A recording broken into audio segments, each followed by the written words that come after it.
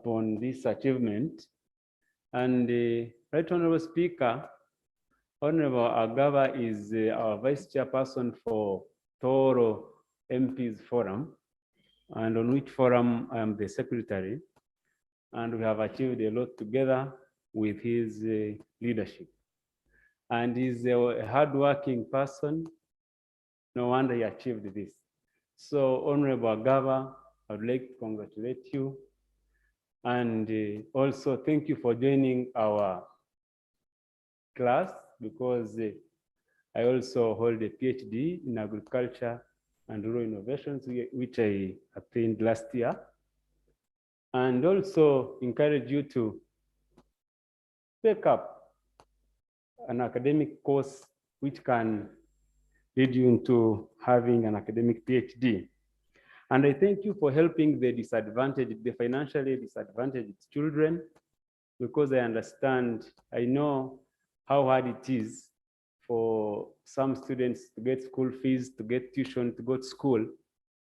Myself, I went through hardships to be able to go to school because I come from a very humble family. So I thank you for helping the financially disadvantaged children. And I request that you don't stop there, you continue helping them. And by doing so, you're helping the community, you're helping the nation, and more blessings will come from God to you, and you will achieve greater heights. And also, it is very important to us as Ugandans to have you as the first this kind of recognition. It gives us a lot of pride. We are proud of you, and we pray for you so that you can achieve more and more for this country. I thank you so much, Madam Speaker. Thank you, Honorable Karungi.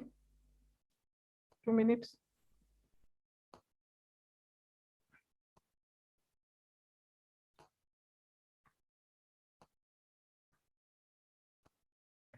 Thank you, Right Honorable Speaker. I also want to join my colleagues in congratulating Honorable Agaba Bas on attaining this level, which has come according to his hard work. It was right, Madam Speaker, because I knew Agaba Bas when I was actually a youth councillor then, and he was also the national vice chairperson of the National League for NRM. And his work actually, I think, had started a long time ago, because at the time we elected him, we really realized that he could manage, and his hard work has taken him to this level. Madam Speaker, I want to thank this university that recognized him. And I wonder, I don't know whether for us in Uganda, whether our government also have this. I don't know, I'm not sure about it, but they should have it.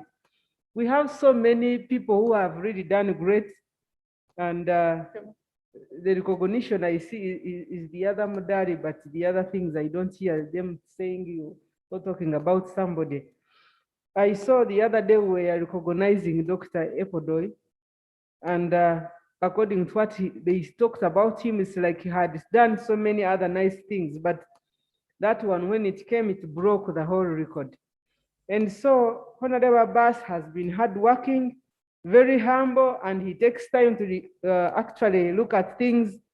And I remember then he used to help and, you know, in mobilizing us to organize the youth in our districts to make sure they are doing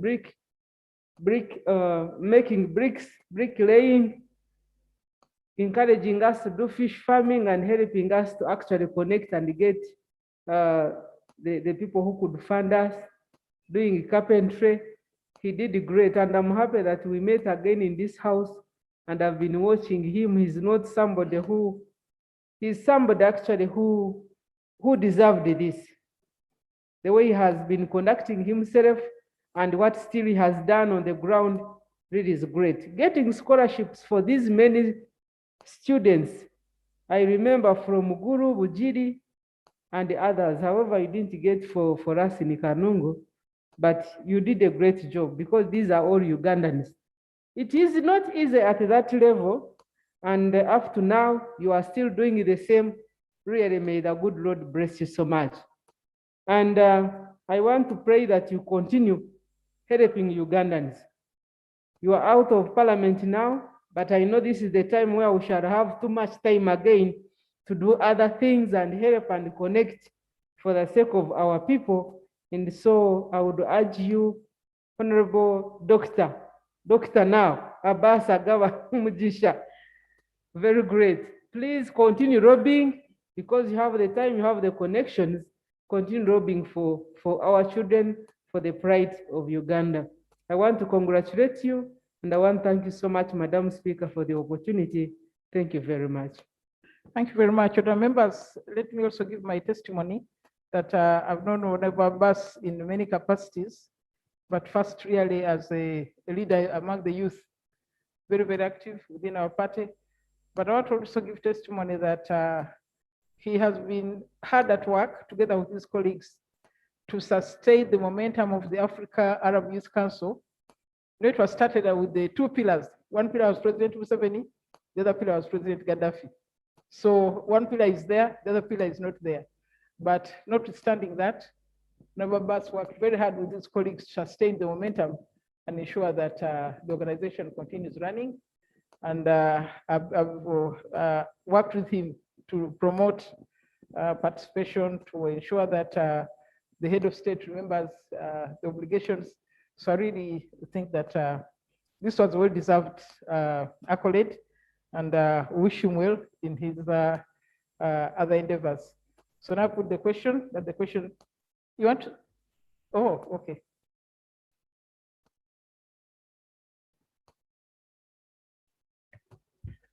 So, Right Honorable Speaker, thank you very much. I thought I would just say one or two words.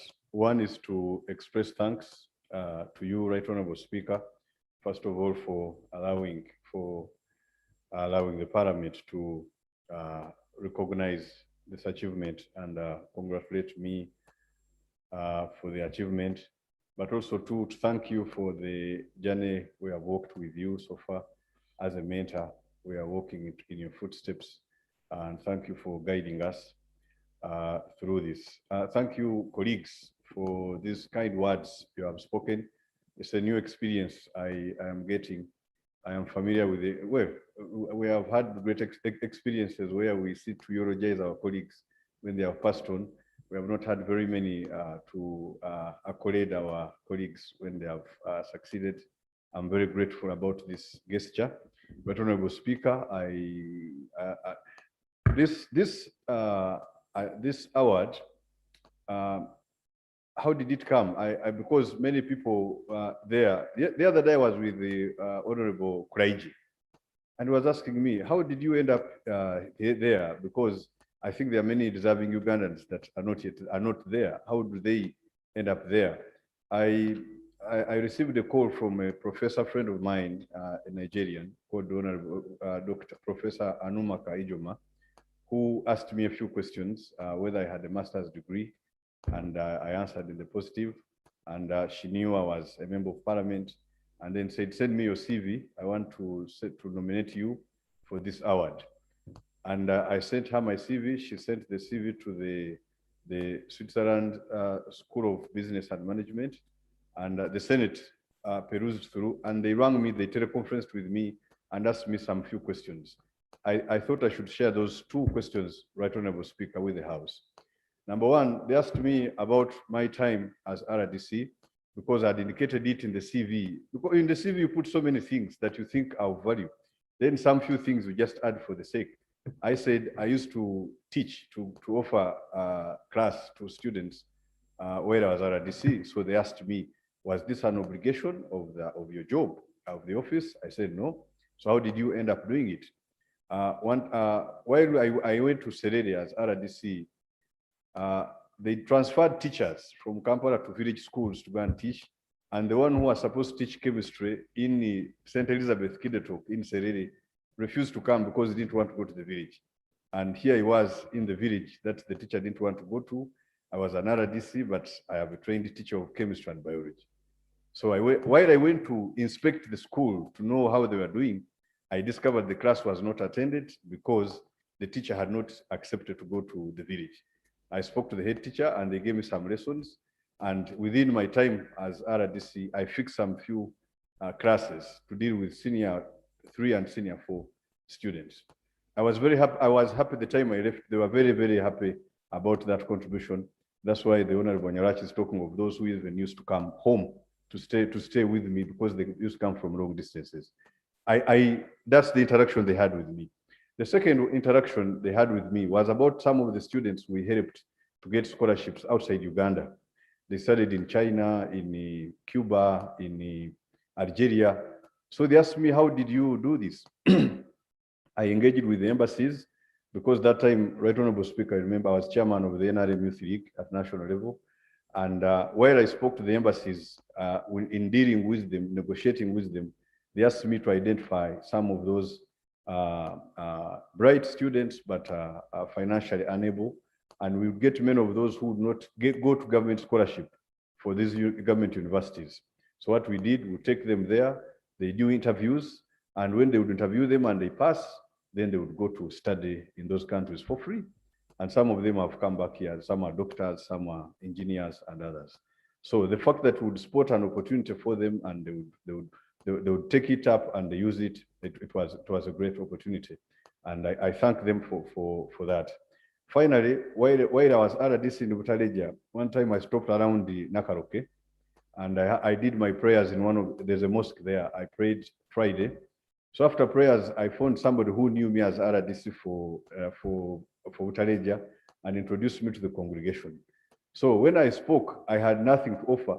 I didn't have to offer anything, but I asked them if they had a girl child who had finished senior 6 and had done sciences. Yes, they found one.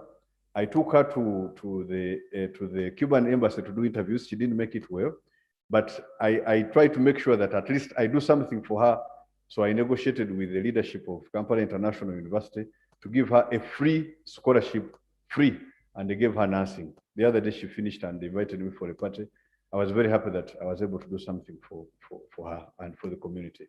So I'm grateful, Right Honorable Speaker. Thank you for honoring me. I thank the people of Chitagwenda who gave me the opportunity to be a member of parliament, because these people needed a person active in community service, and being a member of parliament meant I'm dealing with community. I think it is one of the reasons I made it through, and then they considered me. So I thank the people of Chitagwenda for this term that they gave me to serve them. I also thank the president for always for mentoring me, giving me opportunity, exposing me. Of course, now I've been telling you the story of teaching while I was RDC. If you hadn't appointed me as RDC, maybe I would be somewhere else doing something else. Maybe I wouldn't have got this.